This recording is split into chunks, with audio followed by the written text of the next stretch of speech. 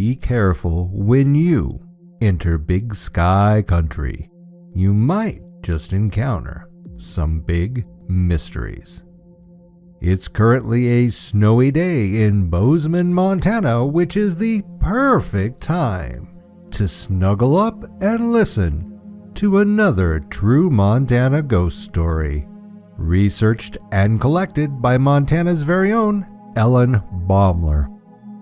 School Spirit showcases a couple short ghost encounters from several colleges around the state, including Montana State University, and highlights many spooky occurrences at Carroll College in Helena, Montana.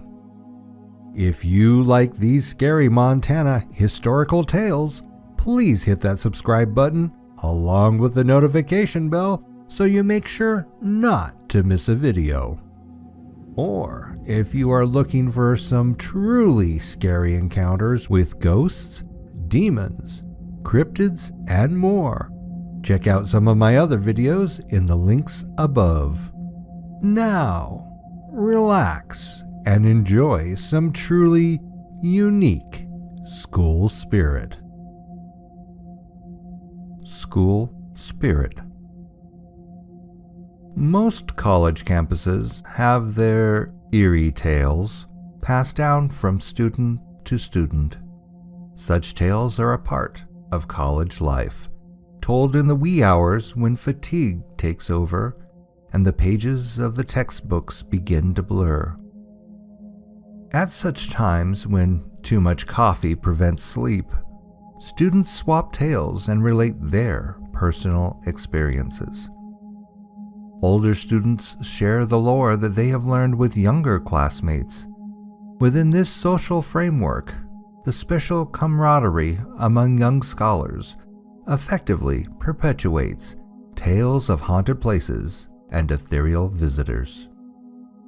Take the University of Montana Western in Dillon, for example, where students report the ghostly notes of a piano filtering down from a room on the top floor of Old Main Hall. The simple tune flows through the hallways and catches in the stairwells. They say the player is a 10-year-old, practicing in a music room where long ago she took lessons. As the story goes, the little girl lived across the street from campus. One day, after her lesson, she left her books in the classroom. Racing back to get them, she forgot to look both ways, and a car mowed her down. Now, the ghostly notes of her piano piece keep the memory of the tragedy alive among the students. Then, there is the haunted theater at Montana State University in Bozeman, where a theater director fell down a metal stairway and sustained a severe concussion. Depression set in, and a few weeks later during a production, he shot and killed himself. The incident occurred in his office. Students who never knew this director report seeing him in the building and describe him perfectly. Various kinds of phenomena frequently occur in the theater. And among the popular stories at the University of Montana at Missoula is the one about the co-ed who stabbed herself with a metal comb, so they claim, because her father lost his shirt in the stock market crash of 1929. Students say that she and her German Shepherd walked the lofty corridors of Brantley Hall. Custodians report slamming doors, footsteps, and the image of a dark-haired woman in the mirrors of the women's restroom at University Hall. Carroll College in Helena has its stories too, and more than its share of places haunted by the past. Tales about the Carroll campus are so numerous, and the same story spans so many decades, told among students who have no associations with each other, that even skeptics say there might be something to them. The aftermath of a tragic accident, haunted buildings, ghostly nuns, and a beloved and saintly priest make the college one of Montana's most haunted places. Carroll College traces its roots to the vision of Bishop John Brondel, who came to Helena in 1883. He found the fledgling territorial capital teeming with energy, but there were only a dozen Jesuit priests scattered throughout the territory. Their far-flung congregations required long journeys to conduct periodic services, a time-consuming effort that took them away from missionary work. In addition, there were 5 diocesan priests serving a fast-growing population. These priests were not native-born Montanans, but even if they had been, there was no educational facility to train them at home. Bishop Brondel immediately saw that Montana needed to train its own clergy to minister to the territory's 15,000 Catholics. The bishop dreamed of founding a school to facilitate his idea and received permission to raise funds for it. He died in 1903, however, before his dream could come to fruition. John P. Carroll, president of St. Joseph's College in Iowa, became bishop of the Diocese of Helena in 1904, following Bishop Brondel's death. Bishop Carroll brought expertise in academia and immediately took up the cause to build the college. To raise funds, he sold mining properties willed to the diocese and chose the prominent hilltop as a perfect location for the campus. It was not until September 27, 1909, that the cornerstone of the first college building was laid. The event coincided, by happenstance, with a presidential visit. President Howard Taft came through Helena on an ambitious railway tour around the country.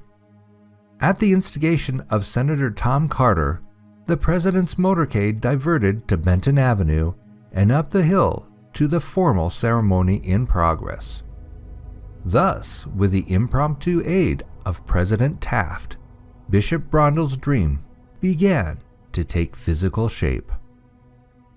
Beautiful, regal St. Charles Hall, designed by St. Helena Cathedral's architect A.O. von Herbulus, was, and still is, the centerpiece of the present college campus. Its solid walls of native red porphyry, peaked gables, and bright red roof are a focal point of the Helena community.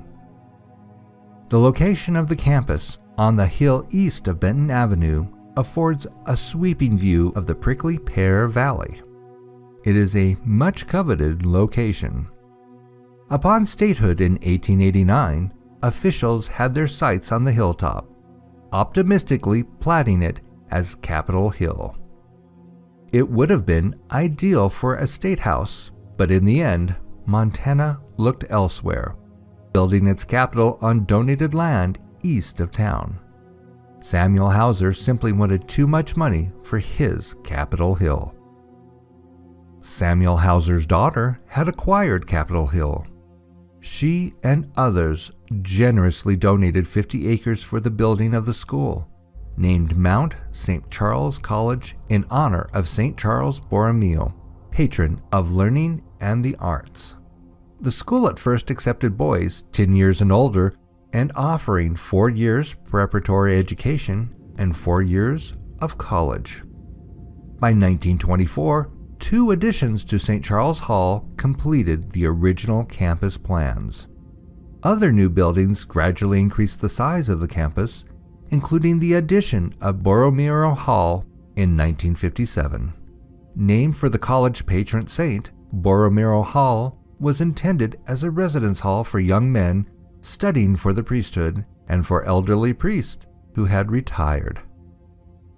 The school's social structure began to change with the gradual addition of women to the campus in different capacities. 2 Catholic women's orders helped shape the transition. St. Albert's Hall was built in 1924 to accommodate 12 Dominican sisters who arrived from Germany in 1925. The homesick sisters used to joke that they were far from home without so much as stamp money to send a letter to their families. Until 1934, the sisters were responsible for all janitorial duties and they prepared the meals for students and faculty on campus until 1961. The Sisters of Charity, already in residence at St. John's Hospital in Helena, began teaching nursing classes affiliated with Carroll College in the mid-1940s. The students were housed off campus at Immaculata Hall on Catholic Hill. This paved the way for Carroll to admit women students. Today, the college numbers 1,400 students and has a fine reputation as a nationally ranked liberal arts college with a long history of excellence. Its beautiful campus is not only rich in colorful traditions, it is also rich in legend. Many of the tales that wind their way through several generations of Carroll students are not verifiable. Others are not so difficult to trace or explain. A priest who committed suicide, for example, or another who fell down a flight of stairs, these are apocryphal rumors. Certainly, retired faculty members have died on campus, but almost always of the infirmities of old age. A few were in the prime of life. Father Patrick McVeigh, for example, at 38, was head of the science department when he died very suddenly at 7 in the morning, February 20th, 1933, of a heart condition. The Helena Independent Record of February 24th, 1933, noted that an honor guard of students stood over his casket as he lay in state on campus before removal to the cathedral for public funeral. These incidents add to the more mysterious aspects of Carroll's history. There are places on campus where the past seems to resonate. St. Charles Hall is one such place that is tied to a story, unfortunately rooted in truth, stemming from a tragic incident that continues to spin its threads among Carroll students. In January 1964, a promising 21-year-old football letterman and junior class president suffered a devastating fall. The Helena Independent Record of July 13, 1964, reported according to the young man's mother he had gone to the dormitory bathroom to brush his teeth and blacked out, striking his head against the wash basin. He was taken to St. John's Hospital and remained awake, seeming to respond to treatment until doctors performed the first of 2 operations the following evening. He never regained consciousness following the first surgery. Suffering a subdermal hematoma with intracerebral hemorrhage, the young man died after pneumonia set in 3 weeks later on February 7th. The popular young resident of St. Charles Hall, according to his obituary, was a linebacker studying biology with plans to go into medicine. Faculty and students struggled with his loss and remembered him in their prayers. After the incident, residents of St. Charles Hall began to report something disturbing about the dormitory bathroom where the tragedy occurred. Perhaps these students knew about the young football player's accident and had overactive imaginations. As the story goes, however, a student would stand at the wash basin, brushing his teeth or washing his face. A random glance into the mirror over the sink sometimes produced a horrifying image. Reflected in the mirror was a young man standing behind and slightly to the side, so as to reveal his head and upper torso. Blood was flowing profusely from a gaping wound to his forehead. The first reaction was to whirl around to see who was in the mirror, but there was never anyone to match the reflection. These glimpses frightened not only students who claimed first-hand sighting, but also others who lived on that floor and elsewhere in St. Charles Hall.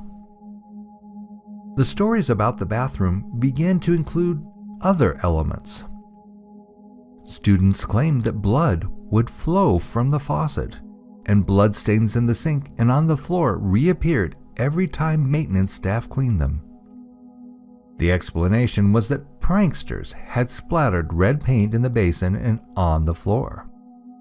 These stories were so enduring, however, that eventually this fourth-floor bathroom was closed, locked, and used only for storage.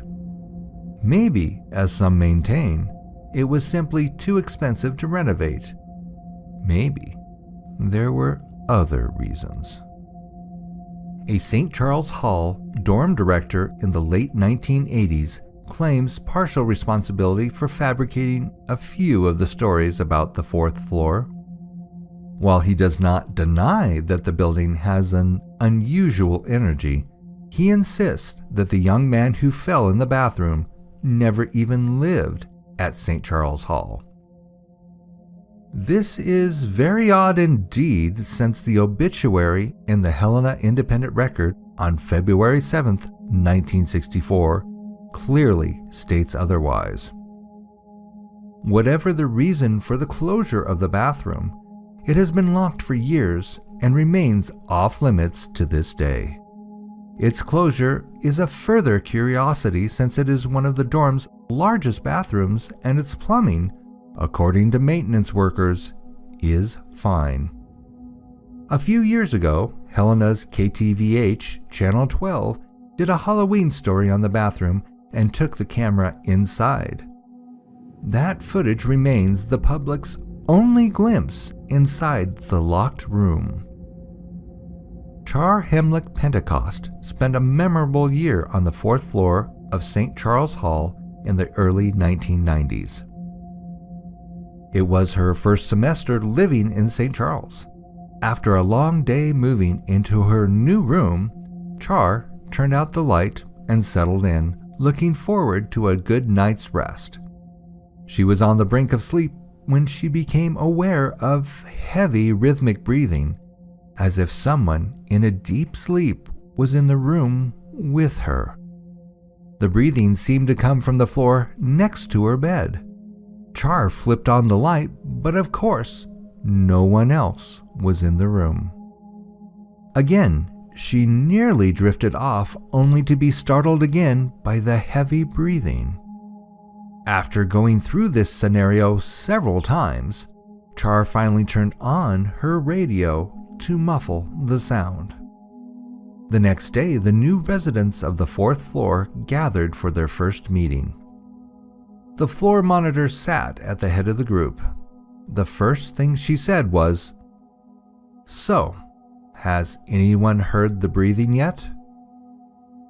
Everyone looked at each other, feeling uncomfortable, but no one wanted to speak up.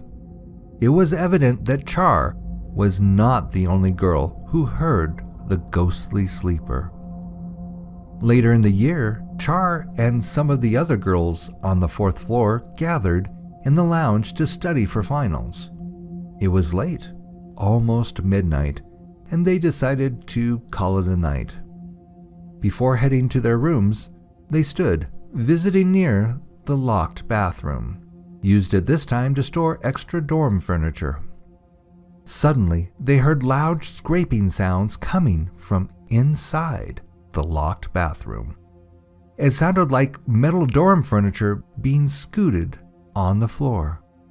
The girls stood quietly looking around the group, each silently imploring the others to acknowledge that they heard it too. All eyes looked to the padlock, still secure on the door. That was the only time Char heard sounds coming from the bathroom, but throughout the school year, she and the other girls on the floor regularly heard the ghostly breathing. Most just slept with their radios on as a matter of course.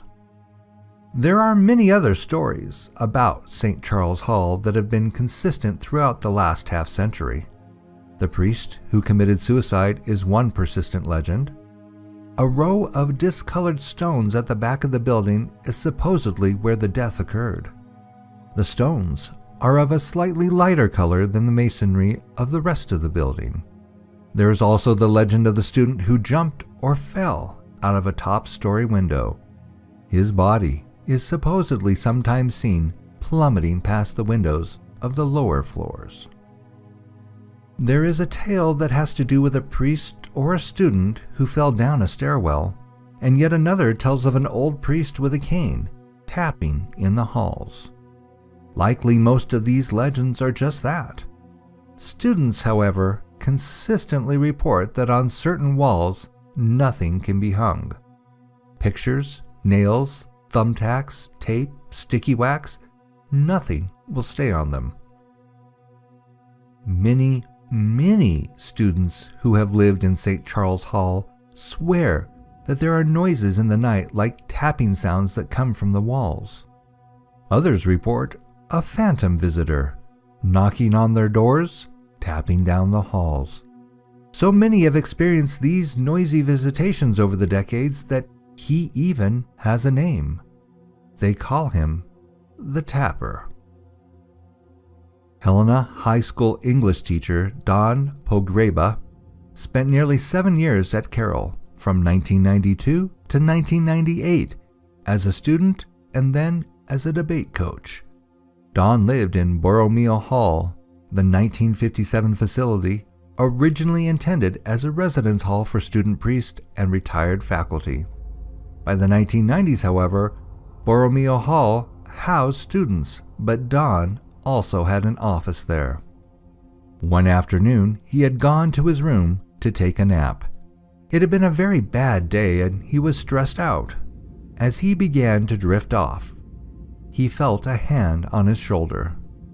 Don describes it as an old, dry hand like his grandmother's. His grandmother, to whom he had been very close, had recently passed away.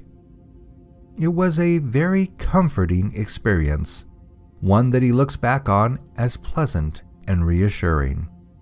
He felt that his grandmother had been there, telling him not to worry, that it would all work out. There may be several other explanations, however, for Don's experience. Borromeo's use as housing for elderly priests offers one possibility.